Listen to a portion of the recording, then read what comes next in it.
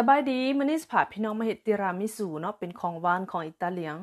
สำหรับสูตรแรกที่เฮ็ดมาตามมาชมกันเบิ่งเลยขั้นตอนทำเองเฮาก็สิมาเตรียมน้ำกาแฟที่เฮาที่สุบขนมเนาะผู้ใดอยากใส่กาแฟห่อหยังก็ได้เนาะแล้วแต่เฮาสะดวกถ้าหากว่าผู้ใดบ่กินกาแฟก็ใส่เป็นกาคาโอก็ได้เนาะหรือว่าเป็นนูเทลล่าหรือว่าช็อกโกแลตก็ได้แล้วแต่รสชาติเฮามักเฮากินเนาะหลังจากนั้นเฮาก็ปาไว้ให้กาแฟมันเย็นเนาะขั้นตอนต่อไปเฮาก็สิมาเตรียมประเภทครีมเนาะสำหรับเฮ็ดเครมเฮาก็สิมีไข่เนาะไข่ไก่เด้อ6หน่วยเฮาจะแยกไข่ขาวกับไข่แดงเนาะไข่นี่เฮาต้องเอาไข่อุณหภูมิห้องเด้อพี่น้อง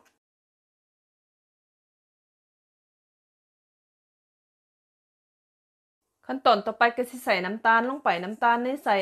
150 กรัมเด้อมักหวานเพิ่มเนาะบ่มักหวานก็ลดได้ขั้นตอนต่อไปเฮาก็สิตีเนาะตีให้น้ำตาลกับไข่แดงมันเป็นสีครีมสีขาวนะพี่น้อง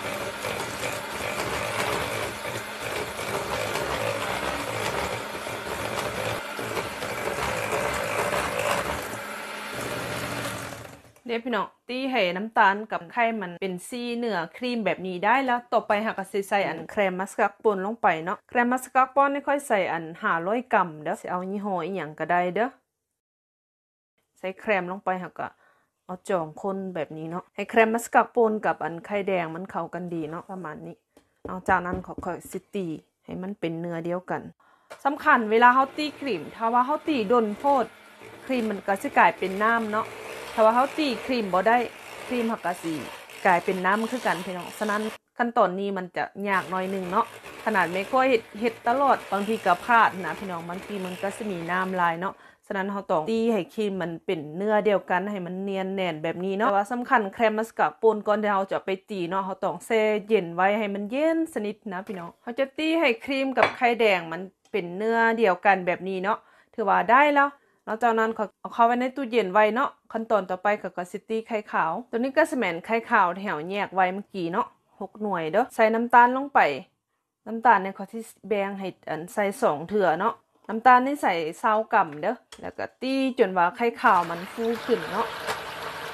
ไข่ขาวเนี่ยเฮาต้องไว้ในอุณหภูมินอกห้องเด้อพี่น้องบ่ต้องเอาเข้าไว้ในตู้เย็นเวลาเฮาตีไข่ขาวมันจึงฟูขึ้นไวเนาะเห็นบ่พี่น้องในเมื่อเฮาตีไข่ขาวมันเริ่มเป็นฟอดแบบนี้เฮาก็สิทยอยใส่น้ำตาลที่เฮาจงไว้เมื่อกี้ลงไปเนาะใส่ลงไปหมดเลยแล้วก็ตีไปให้ไข่มันเนียนเดี๋ยวพี่น้องตีได้ประมาณนี้ได้แล้วเห็นบ่เนื้อไข่มันก็สิเนียนแบบนี้บ่ต้องตีดนเด้อพี่น้องตีดนลายมันก็สิกลายเป็นน้ำนะเห็นบ่ประมาณนี้ได้แล้วเนาะหลังจากนั้นเราก็จะเอาไข่ขาวที่เราตีไว้เมื่อกี้เนาะไปผสมใส่กับครีมที่เราเตรียมไว้เมื่อกี้นี้เนาะผสมใส่กันแบบนี้พี่น้องคนจกทั้งก้นแล้วก็ขึ้นมาแบบนี้เนาะ